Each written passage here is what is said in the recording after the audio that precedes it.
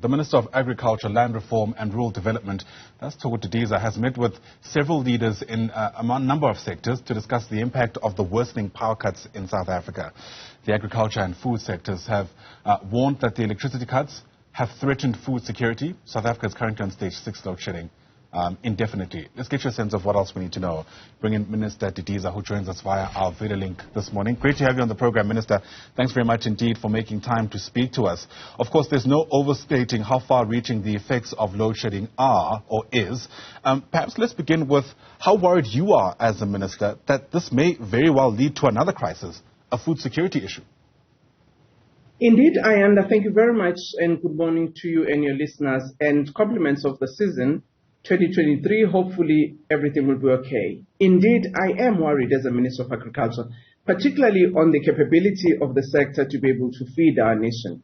I say this because a lot of our production systems are dependent on energy, as well as the agribusinesses, particularly those who are doing processing, are actually dependent on electricity. It was for that reason that I requested that we have a meeting with the agricultural sector, which includes those who are in primary production, which are our farmers, but also our agribusiness industry and the beverages that are on processing, both processing of milling as well as those who are on beverages, because all of them, they are part of the agricultural sector, and therefore what happens on one sector has an impact on the other. Absolutely. The ripple effect, so to speak. With that in mind, Yes. Minister, what assurance are you able to give people in this country, especially the poor and vulnerable, who are concerned that part of this ripple effect will essentially see them having to pay more for food, even though, let's face it, load shedding isn't a problem of their making? I understand that fully. The reason for the engagement with the industry was also to get an assessment of their production capacity at the moment and whether we can be able to have food in our shelves, particularly at the retail level. I have been assured that in the interim, indeed, there is no need to panic. However, we need to make some interventions so that we cannot have scarcity in our shelves resulting out of the problem of impact in the production cycle. For instance, if you look at the milling industry, those are the guys that are responsible for our bread. Those are the guys that are responsible for our milling meal, for instance, and other grains that are actually processed. And therefore, it is critical that they are able to run at optimum levels. So in our discussions yesterday, we were looking at what adjustment might be required if only we have to ensure that food security is maintained. And we were also looking at what are some of the measures that the sector can provide itself to make sure that there is a relief and also that they can start some own generation. Obviously, we'll have to engage with some of our stakeholders in government to look at the regulatory arrangements that can allow for own production, particularly in some of those industries that can be able to do so. But also, what forms of incentives that we can look at to start to actually leverage on ensuring that more of our producers can move towards solutions that are climate smart, so that they can actually come off and relieve the grid. Right. You say, for the moment, you've been assured that there's no need to panic. But stage 6 load shedding, we're told, is in place indefinitely. There's no telling how much longer we're going to have to contend with these power cuts at this particular intensity. How much longer can your sector hold off before people do need to start getting concerned?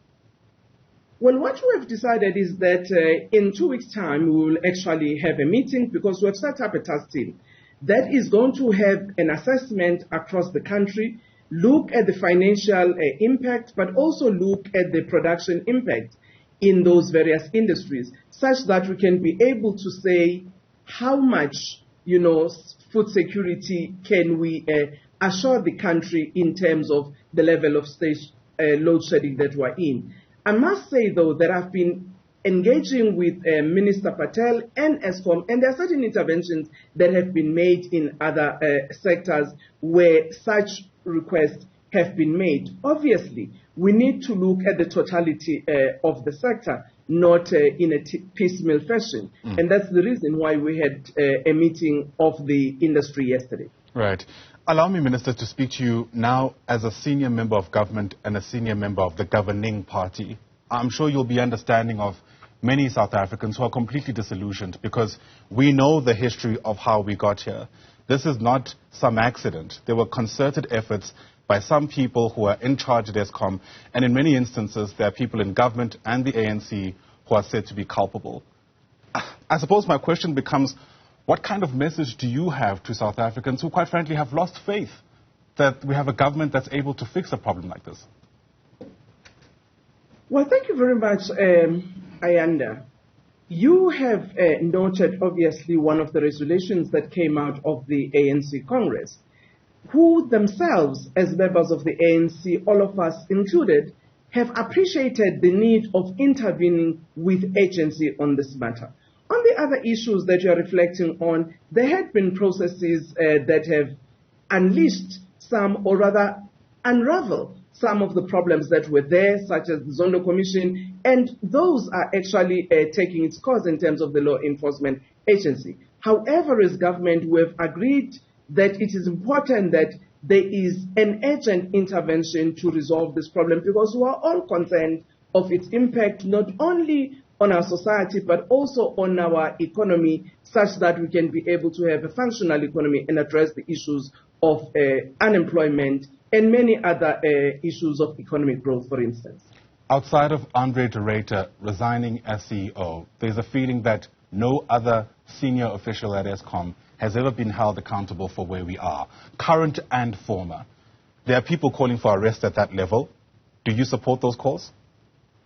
Well, I wouldn't say so to say there hasn't been any consequences on other levels of management at Eskom, and you and me would actually attest to that, as I say, that if you look at the Zondo Commission and what subsequently the National Prosecuting Authority has done, arises out of those in terms of consequence management.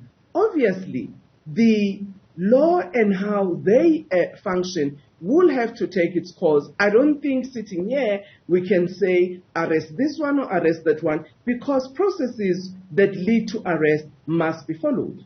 All right. Remind us then, Minister, who else has been held accountable outside of Andre de Ruyter at that particular executive level at Eskom? Well, I don't think, Ayanda, you are really fair on these questions because you yourselves, in your very news media, you have been following the issues of Brian Molefe and others in respect of Eskom, for instance. Okay, Brian Molefe, as far as I understand, is in court for issues at Transnet. And I get it. He's obviously played a role with different sectors as well. But I don't seem to be able to recall specifically at Eskom for load shedding, for instance, anybody else having been held accountable. You know, and it's an important question, Minister, because during this time... It's an important question. Allow me to finish if I can. It's an important question, but I don't think this interview was precisely about that issue in terms of who have been held accountable in Eskom. The interview we've been having today relates to the engagement that I was having with the agricultural sector in respect of how we address the challenges that are facing in terms of energy. And to be fair to your viewers as well, I don't think this is an appropriate question at this stage. Well, Minister, there are many people who don't see these things as being separate. That meeting is necessitated by load shedding. Load shedding only happened because there hasn't been accountability, many people feel. Until, quite frankly, it was a bit too late. No. The point is that it's not irrelevant, Minister, to ask you questions around accountability, because the other criticism towards government is that now that we're here, there's a feeling that people, some of your colleagues, are speaking as if they were never present, speaking as if they couldn't have played a part in ensuring that we don't get to this crisis. And so the question is about in what ways can people continue to trust the kind of leadership provided by the governing party that you form part of to continue taking us out of this quagmire? You know, let me say, Ayanda, in terms of accountability when it comes to our functioning of our SOEs, apart from the executive, you've got the portfolio committees in Parliament. And in this respect, you will recall very well that in the fifth administration, the Portfolio Committee on Public Enterprises had a lot of engagements and even inquiry on the challenges experienced at Eskom. Board bringing back the board to answer certain questions as well as management. Some of the consequences that resulted in that was the changing of the board. A board that has also been changed in the few months of 2022 towards the end. You know that very well. That has been about ensuring that in monitoring and intervention of whether or not there is, movement on the issues that will help us to address this problem. It's part of those processes. And at a management level, the board, in overseeing the entity itself, has taken certain decisions. Government itself has also intervened in ensuring that in order to protect the assets of Eskom, you bring in the South African Defence Force. So all of these have been intervention in trying to deal with the challenge. All right. Okay. So I don't think it would be fair to say nothing has been done. I don't think it would be fair to say there hasn't been any accountability in that regard. Sure. I'm not sure if it's a question of nothing being done. It's a question of whether or not has enough being done, so to speak. But Minister, that's the time we have. Thanks for your indulgence. Really do appreciate it. And hopefully, I think it's in everyone's interest, yours and mine, to ensure that we are on the other side of this particular crisis, given what's at stake. Thoko Didiza is the Minister of Agriculture. Once again, thanks very much indeed for speaking to us.